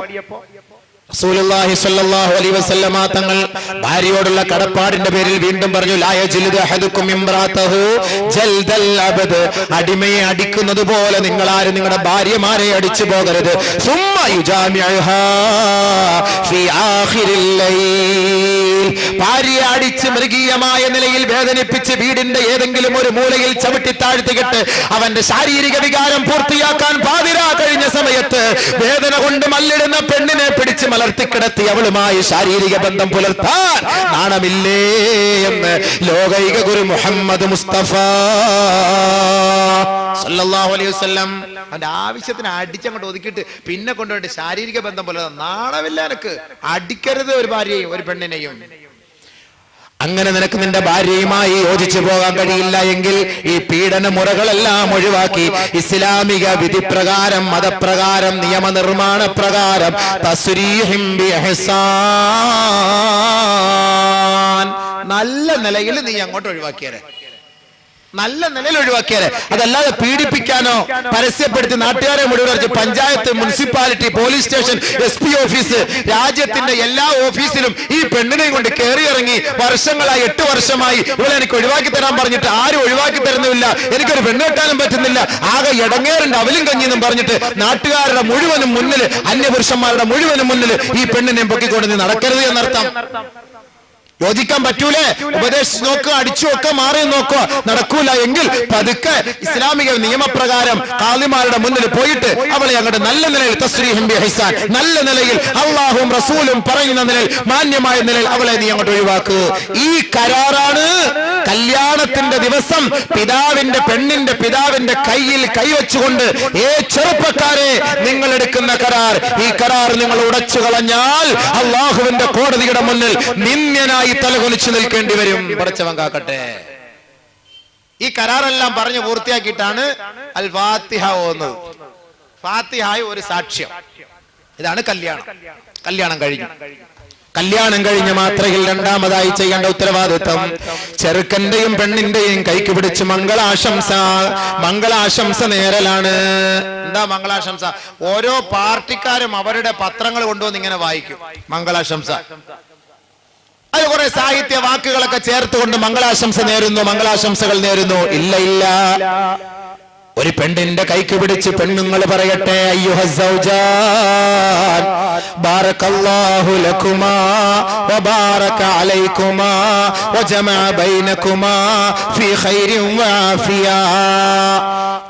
നവവരന്റെ കൈക്ക് പിടിച്ച് സുഹൃത്തുക്കൾ പറയട്ടെ, കല്യാണത്തിന് വന്ന സഹോദരങ്ങൾ പറയട്ടെ, അയ്യുഹസ്സൗജാൻ ബാറകല്ലാഹു ലകുമാ വബാറക അലൈകുമാ വജമഅ ബൈനകുമാ ഫീ ഖൈരിൻ വആഫിയ. അതാണ് ഉസ്താദുമാർ ഫാത്തിഹ ഓതി ദുആ ചെയ്യുമ്പോൾ 3 പ്രാവശ്യം പറയുന്നത്, അയ്യുഹസ്സൗജാൻ, ഓ നവവധൂവരനേ, ബാറകല്ലാഹു ലകുമാ, നിങ്ങൾക്ക് രണ്ടുപേർക്കും അല്ലാഹു ബർക്കത്ത് ചെയ്യട്ടെ, അനുഗ്രഹം ചൊരിയട്ടെ. വബാറക അലൈകുമാ, നിങ്ങളുടെ ജീവിതത്തിലും അല്ലാഹു അനുഗ്രഹം ചൊരിയട്ടെ. വജമഅ ബൈനകുമാ ഫീ ഖൈരിൻ വആഫിയ, സന്തോഷകരമായ ജീവിതം നയിക്കാൻ അല്ലാഹു നിങ്ങൾക്ക് രണ്ടുപേർക്കും തുണ നൽകട്ടെ, തൗഫീഖ് നൽകട്ടെ. വജമഅ ബൈനകുമാ ഫീ ഖൈരിൻ വആഫിയ, അതാ പറഞ്ഞത്. ഇതാണ് മംഗളാശംസ. എല്ലാവരുടെ കൈക്ക് പിടിച്ചും പറയണം. ഇത് ചെറുക്കന്മാരുടെ കൈക്ക് പിടിച്ച് കല്യാണത്തിൽ പങ്കെടുക്കുന്ന ഒരു ആള് പോലും പറയും നമ്മൾ കണ്ടില്ല. പിന്നെ പറയും കൈ കൊടുത്തിട്ട്, ഹായ് ഹായ് അളിയ, അങ്ങനെ ഉണ്ട്. ഇതല്ലേ പറയുള്ളൂ. കൈക്ക് പിടിക്കുക. പെണ്ണോ ആ സമയത്ത് അല്ലാ, പെണ്ണ് അവിടെ ഇരുന്നുണ്ട് കൺമശി, ഇവിടെ പന്നിക്കാട്ട മുള, ഇവിടെ ഇത്തിരി വിട്ടുപോയല്ലോ പന്നിക്കാട്ട, ഇത് ഇച്ചോട് ഇങ്ങോട്ട് ഇവിടെ കഷ്ടപ്പെട്ട് ദുആ ചെയ്യാ ഇവക്കും ഇവനും വേണ്ടിട്ട്. ഇപ്പൊ ഇവനൊരു കൂസലില്ലാതെ ഈ കൈയൊക്കെ ഇങ്ങനെ തൊടയുടെ മുകളിലോട്ട് വെച്ചിട്ട് കിടക്കുന്ന പറഞ്ഞ് ഞാൻ ആട്ടിക്കൊണ്ടിരിക്കലാണ്. ഉത്തരവാദിത്തം വേണ്ടേ? ആമീൻ പിടിക്കുമ്പോ നിനക്ക് വേണ്ടിയാ ഇത്രയും പേര് ആമീൻ പിടിക്കുന്നത്, ആമീൻ പറയുന്നത്, നിനക്ക് വേണ്ടി ദുആ ചെയ്യുന്നത്. എന്താണ്? ഇന്നലെ വരെ നീ ഏതോ കാടൻ ജീവിതം നയിച്ച് ഇന്ന് നീ ഒരു ഇസ്ലാമിക ജീവിതം നയിക്കാൻ വേണ്ടി കാലെടുത്ത് വെച്ചു. അങ്ങനെ നീ ഒരു ഭാര്യയും ഭർത്താവുമായി കഴിഞ്ഞു. നിങ്ങൾ രണ്ടുപേരുടെയും ജീവിതത്തിൽ എല്ലാവിധ ഖൈറും ബർക്കാത്തുകളും അല്ലാഹു ചൊരിഞ്ഞു തരുന്നതിന് വേണ്ടി ഞങ്ങൾ ഇത്രയും പേരെ സാക്ഷ്യപ്പെടുത്തി നിനക്ക് വേണ്ടി പ്രാർത്ഥിക്കുമ്പോ നീ കുറച്ച് കൈകളൊക്കെ ഉയർത്തി ഭവ്യതയോടുകൂടി അല്ലാഹുവിന്റെ മുന്നിൽ നെറ്റിയൊക്കെ ഒന്ന് കുനിച്ചുകൊണ്ട് നീ കരഞ്ഞുകൊണ്ട് ആമീൻ പറ. നിങ്ങളൊന്ന് ശ്രദ്ധിച്ചു നോക്കി. നിങ്ങൾ കല്യാണ വീട്ടിൽ പോകുമ്പോ ഈ ചെറുക്കന്റെ കൈ ആമീൻ എവിടെ കൈ ഇരിക്കുന്നത് ഇനിയെങ്കിലും നോക്കോ. ആർക്ക് വേണ്ടിയാ ദുആ ചെയ്യുന്നത്? നമുക്ക് വേണ്ടിയാ. ചങ്ങാതി നിനക്ക് വേണ്ടിയാ ദുആ ചെയ്യുന്നത്. നീ ഒന്ന് കാര്യമായിട്ട് ആമീൻ പറ. നീ കാര്യമായിട്ട് ആമീൻ പറയാതെ ഞങ്ങൾ മാത്രം പറഞ്ഞിട്ട് എന്താ കാര്യം? നീ കാര്യമായി ആമീൻ പറയാത്തത് കൊണ്ടാണ് കല്യാണം കഴിഞ്ഞ് 5-6 ദിവസം കഴിഞ്ഞിടം മുതൽ അടിയും വെള്ളപ്പൊക്കവും തുടങ്ങുന്നത്. കാര്യത്തിന് തുടക്കം അവിടുന്നാണ്. കാരണം ബർക്കത്ത് കിട്ടിയില്ല, ഖൈറായ നിലയിൽ അള്ളാഹു നിങ്ങളെ ഒരുമിപ്പിച്ചിട്ടില്ല, നീ ആമീൻ പറയാത്ത കൊണ്ടാണ്. അതുകൊണ്ട് ആത്മാർത്ഥമായി ആമീൻ പറ, കൈകൾ ഉയർത്തിപ്പിടിച്ച് പടച്ചവനെ തെറ്റായി പോയല്ലോ, ഞാൻ കഴിഞ്ഞ ജീവിതങ്ങൾ ചെയ്ത തെറ്റുകൾ എല്ലാം നീ മാപ്പാക്കി ഈ ഒരു നല്ല കുടുംബ ജീവിതം, അള്ളാഹുവെ ഭാസുരമായ ജീവിതം നിനക്ക് തൃപ്തിപ്പെട്ട നിലയിൽ അത് നടത്തി മുന്നോട്ട് കൊണ്ടുപോകാൻ തൗഫീക്ക് തരാൻ വേണ്ടി ആത്മാർത്ഥമായി ഒരു തുള്ളി കണ്ണുനീര് വീഴട്ടെ നിന്റെ കൈകളിലേക്ക്. അൽഹംദുലില്ലാ, ആ കുടുംബ ജീവിതം അള്ളാഹു ബർക്കത്തിലാക്കും. കല്യാണം കഴിഞ്ഞ ഉടനെ പെണ്ണെ, ചെറുക്ക, നിനക്കൊരു ഉത്തരവാദിത്തമുണ്ട്. ഈ ദുആ ചെയ്തതിന് ശേഷം, മംഗളാശംസ കഴിഞ്ഞതിന് ശേഷം ആദ്യ രാത്രിയായി മണിയറയിലേക്ക് കാലെടുത്ത് വെക്കുമ്പോ 2 റക്അത്ത് നീ ഒന്ന് സുന്നത്ത് നമസ്കരിക്കണേ. കൂടുതലൊന്നും വേണ്ട, 20 റക്അത്ത് തറാവീഹ് നമസ്കരിക്കാൻ നിൽക്കണ്ട.